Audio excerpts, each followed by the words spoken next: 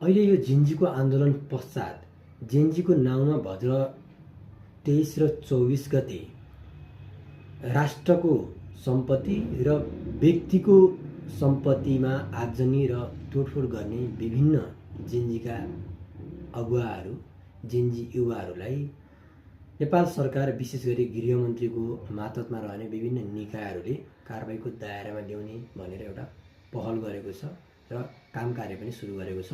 यो एकदम सकारात्मक छ।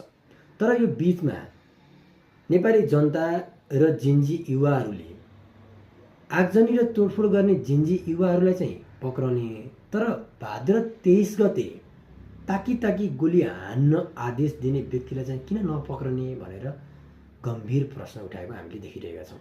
तर साथीहरू, मलाई यो विषयमा के लाग्छ भने यो जुन छानबिन समिति बनेको छ, यो छानबिन समितिले अब लगभग आफ्नो कार्य सम्पन्न गरेर आफ्नो प्रतिवेदन बुझाउँदैछ। अब केही समयपछि यो प्रतिवेदन आएपछि त्यहाँ अनुसन्धान भएको छ, यदि वास्तवमै ती व्यक्तिले ताकी गोली हान्न आदेश दिएका हुन् भने उक्त व्यक्तिलाई त्यो प्रतिवेदनको आधारमा पक्राउने र कानुनी दायरामा ल्याउने सरकारले एउटा रणनीति गरेको छ जस्तो मलाई लाग्छ। यदि त्यस्तो गरेको हो, त्यस्तो पहल गरेको हो, त्यस्तो सोचमा सरकार छ भने यो एकदम सकारात्मक हो। साथीहरू, हामीले के कुरा बुझ्नुपर्छ भने आवेशमा कुनै पनि व्यक्तिलाई अहिले नै भनेको भरमा पक्रिने हो भने यो पनि गैर कानुनी पक्राउ हुन्छ।